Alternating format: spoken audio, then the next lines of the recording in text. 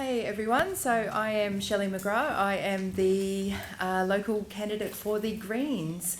I just want to start by acknowledging the traditional custodians of the lands in which we're meeting this afternoon, the First Peoples of the unceded lands of this country. I want to extend my respects to elders past, present and emerging, and I want to thank them for their ongoing care of country and for the generous sharing of the knowledges that are held within country.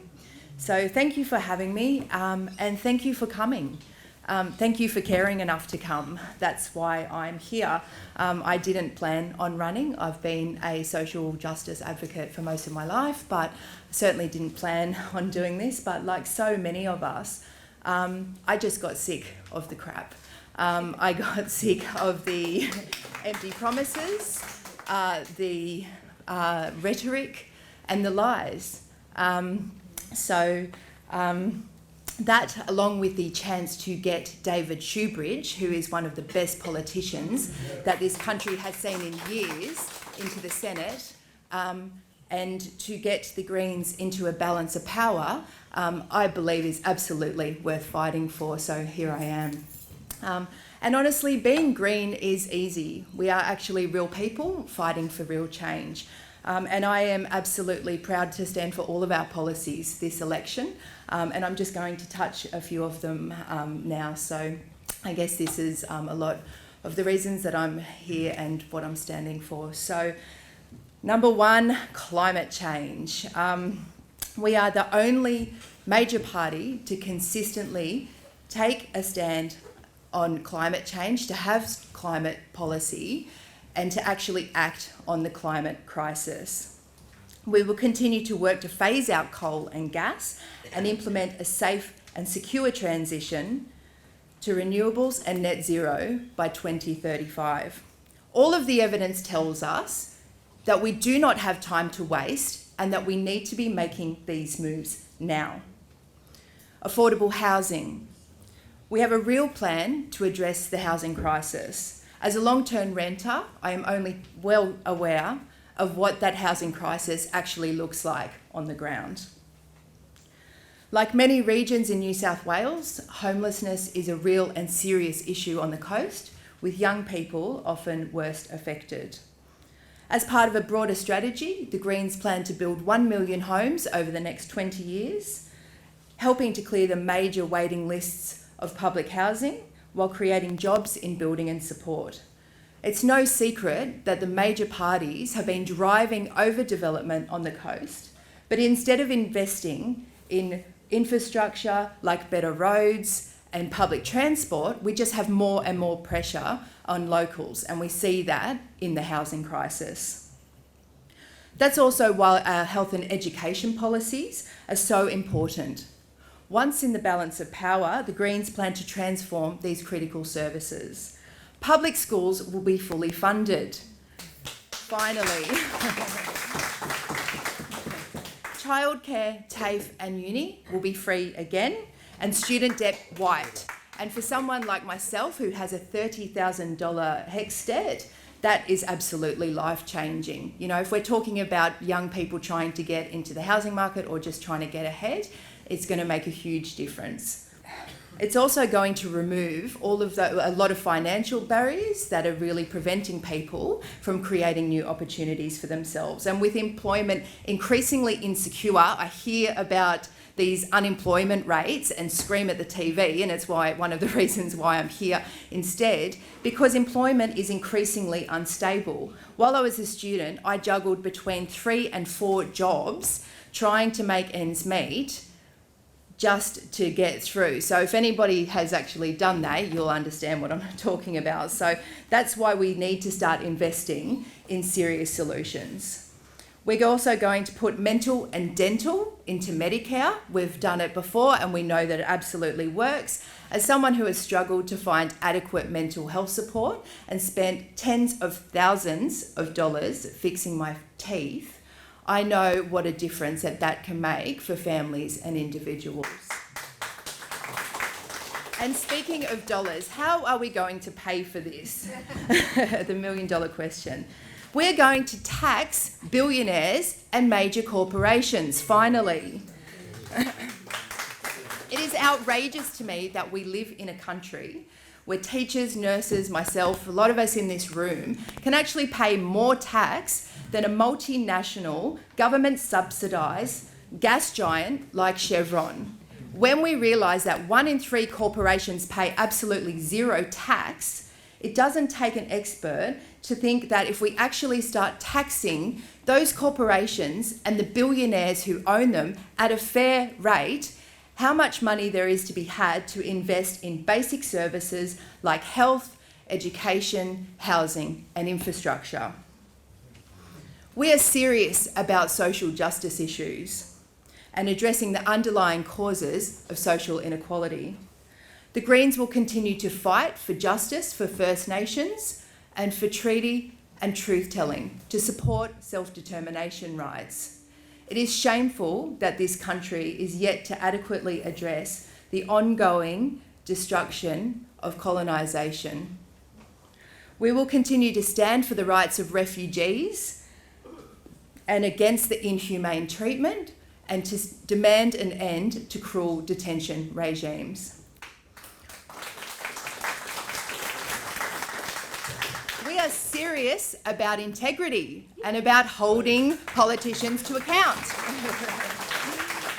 We are going to demand an ICAC, but it's going to be one that has the power and the resources to actually clean up federal politics and get us to back to a point where there's actually some trust in the politics in this country again.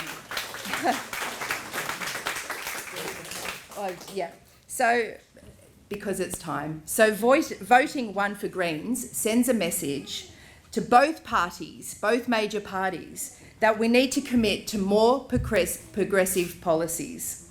This way we get to throw Morrison out and we get to make change with the new government. So thank you for your time and I'll do your best to answer your questions. Hi, I just heard you say that the Greens are against overdevelopment. However, you also spoke about your policy of creating 1 million new homes within 10 years. 20. Within 20, right. Don't you think that would equate to overdevelopment? And what? That's just not on the Central Coast. That's a national policy. Yeah. However, the Greens also make a virtue of being for the environment. Yep. Now, what is your answer to the fact that those 1 million homes would necessarily have to destroy, natural environment to be built? And is there a better way, possibly, of creating a solution to the housing problems that may not do that? If you have a better idea around how to house people, other than building new homes, I welcome your ideas, because at the moment we know that there is a housing shortage. We do not have enough houses for people. The concept of housing. Can you define it a bit more specifically? Yeah, sure. So we've actually got a really clear breakdown of it. And the idea is that and we're really looking to invest in secure and sustainable housing. As a long-term renter, I can tell you that the housing that I can afford to live in is really poor quality. The mould that I have throughout my house at the moment and trying to get basic issues fixed is an absolute nightmare. So we need to actually be building sustainable new housing that is accessible to people. So our policies are really detailed, and I'd love to talk to you more afterwards, and I can direct you to a breakdown of that. But in terms of an alternative, we don't have enough houses, so we're going to build more houses. Oil of clove for your mould. Yes, thank you. Actually, David told me that a couple of weeks ago, so I will be, thank you.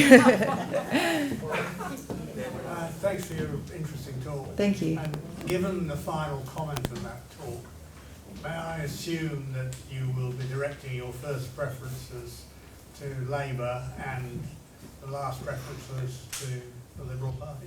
Yeah, look, as Patrick was saying, obviously preferences are absolutely up to the individual voter.